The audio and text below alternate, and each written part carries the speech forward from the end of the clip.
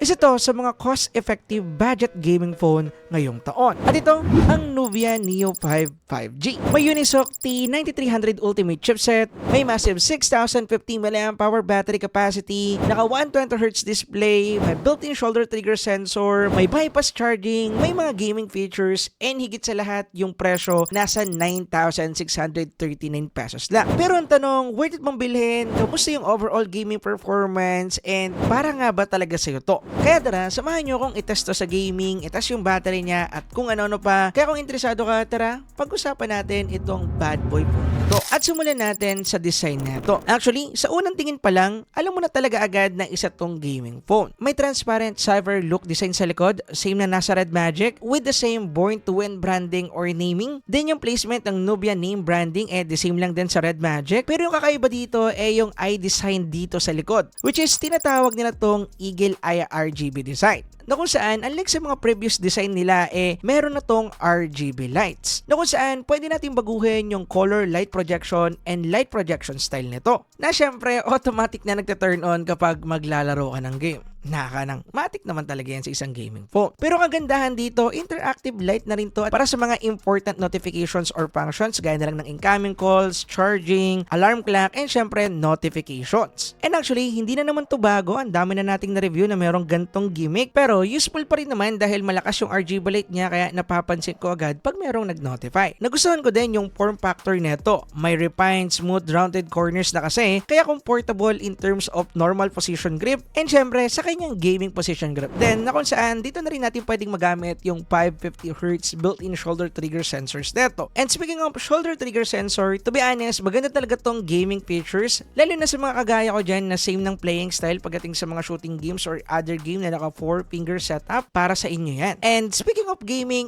tara, at pag-usapan agad natin yung isa sa pinaka main reason kung bakit ka bibili ng phone na to, which is yung kanyang gaming capability. Bale, again, meron tong Unisoc T9300 Ultimate chipset, 6nm yan. Meron tong CPU na merong 2.4 GHz max clock speed and Mali G57 MP2 na GPU. And ang kagandahan dito, part na to ng UFS 2.2 at isang LPDDR4X RAM version na nag-result sa 600,000 plus to 700,000 and to benchmark score. Pero ang tanong, pasado nga ba talaga to pagdating sa gaming? Kaya, tinest namin yan sa mga madalas nating nilalaro ng mga games, gaya na lang ng Genshin Impact, MOBA games, and also CODM. And ito yung mga naging result. Bale, tinest namin to sa Genshin Impact. And then dito, sinetup namin yung graphics niya sa low graphics presets and then 60 FPS combo. Bale, kapag iting sa naging overall gameplay natin dito, playable naman ng Genshin Impact. Nakakuha tayo dito ng maximum 41 FPS. However, nag-maintain yung FPS na ito sa 29 to 35 FPS sa tuloy-tuloy na paglalaro natin dito sa ating Genshin Impact. And then yung pinaka-drop na natala namin dito is 22 to 25 FPS lang. And yes, at the end of the day, hindi talaga siya ganun kagandahan pagdating sa mga balagbagang gaming, pero para sa akin, impressive yung naging overall performance neto para sa isang budget phone. Nakita ko kasi na mas stable at mas maganda yung performance niya unlike sa mga Helio G99 to G200 Ultra chipset out there na madalas din natin nakikita sa mga budget phones out there or mga devices na nasa same price na to. Anyway, next naman namin tinest dito is mga MOBA games. Bale, sinet namin sila sa pinakasagad na settings na capable sila. Bale, pagdating sa MLBB, sinetup namin sa ultra graphics and super frame rate yung kanyang settings. High FPS, ultra resolution, then quality mode setup naman tayo pagdating sa HOK. And 120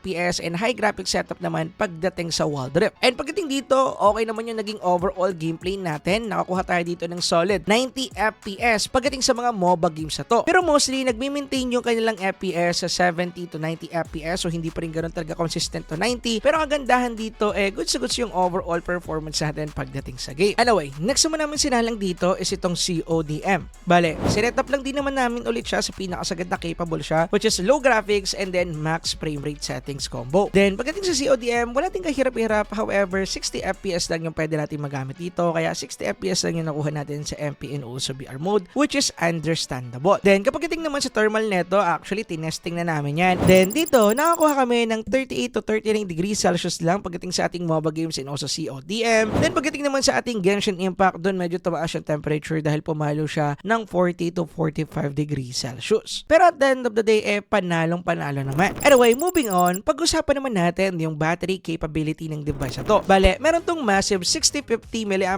battery capacity and makunat din to kahit papano dahil nakakuha tayo dito ng 15 hours and 13 plus na SOT kapag ating sa PC Mark battery test na sinagawa natin dito. Actually, palag-palag yan, lalo na sa mga gaming phones na gaya neto. Pero syempre, at the end of the day, nakadepende pa rin naman yan sa using habit mo. Since yung iba sa atin, common user lang, and yung iba naman sa atin, balagbag gumamit or more on gaming gagamitin. Kaya, nakadepende yung itatagal ng battery mo, depende sa paggamit mo ng device at the end of the day. Pero kung malolobat mo man agad, wala din naman magiging problema. Dahil una, meron na tong bypass charging, kaya kung more on gaming talaga or balagbagang gaming ang gagawin mo dito, wala magiging problema, makakapaglaro ka in long-term gaming. And pangalawa, meron na rin tong 45 watts fast charging support na kung saan aabutin lang ng under 1 hour para ma-full charge tong phone na to from 0 to 100%.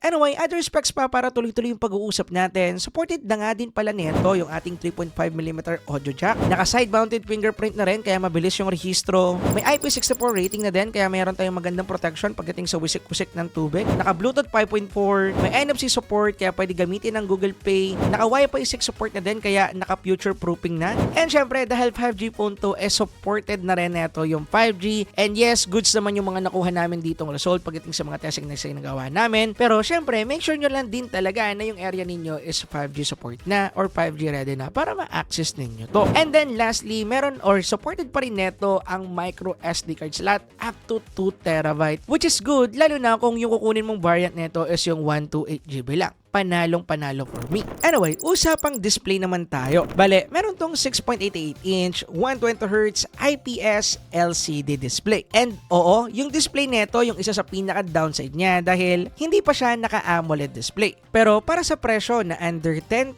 pesos, para sa akin, acceptable na to. Dahil bawi naman sa chipset at iba pang mga gaming features. Unlike sa ibang mga brands or phone models out there na nasa 10,000 to under 10,000 pesos na AMOLED display lang yung kayang ibigay or bentahin nito. Pero to be honest, maganda din naman talaga or goods na goods din naman talaga yung display nito. Solid pa din naman yung experience kapag manonood tayo dito ng anime and movies sa YouTube and also sa Netflix. However, naka-wideband L3 lang yung support nila dito pagdating sa Netflix, which is hindi na rin naman ako nabigla dahil doon sa mga Red Magic phones review natin, lagi naman ding wideband L3 lang yung nakukuha natin pagdating sa wideband support, pero napipix naman nila yan along the way after ng date. So I think aabot din agad tayo dyan sa wideband L1. Sayang kasi, syempre, HD graphics, goods na goods yan kung ako yung tatanungin. So, I hope ma-access natin yung wideband L1. Siguro yung medyo pula ko lang dito, medyo makapal yung bezels natin pagdating sa chin and also yung mga bezels din niya dito, kitang-kita naman. Pagdating naman sa speaker neto, malakas din naman siya dahil naka-dual setup speaker tayo. Kaso nga lang, yung isang speaker nasa earpiece part kaya hindi ganun kabuo or hindi ganun kataas or hindi ganun ka-clear yung nakukuha natin na audio dito. Minsan merong pagkatunog ng lata ng konti, pero at the end of the day, budget po naman to, so para sa akin, acceptable ulit siya. Then, pagdating naman sa outdoor use, makikita pa rin or visible pa rin naman yung display na makikita natin dito dahil meron tong 1000 nits peak of brightness. And yes, kung gagamitin ng mga Lalamove riders out there, makikita pa rin naman natin yung dinidisplay kahit na medyo tirik ng konti yung araw. Now, usapang software naman tayo. Kapag naman sa software neto, nasa iOS 16 na to and under to ng Android 16. And kapag naman sa software experience neto, napaka-common lang. May basic UI design and napansin ko rin na feels and look Red Magic UI din yung pinaka-overall na loob neto at the end of the day. Dahil makikita natin dito yung mga application or app icons na the same lang din ng design doon sa ating Red Magic OS. Pero yung pinagkaiba nila doon medyo mas bilang yung mga bloatware dito unlike doon sa Red Magic na isa, dalawa lang. Dito umaabot din ng 5, which is understandable naman dahil nga isa tong budget phone. Nandito na nga din pala yung game space natin and yes, lahat ng mechanism or mga gaming features na Red Magic na nakita na ninyo nandito na rin po sa ating Nubia Neo GT 5G which is good. Now, usapang camera naman tayo. Meron tayo ditong 50 megapixel main camera sensor and 16 megapixel selfie camera sensor. And kapag tingin sa photos sa mga nakuha natin dito,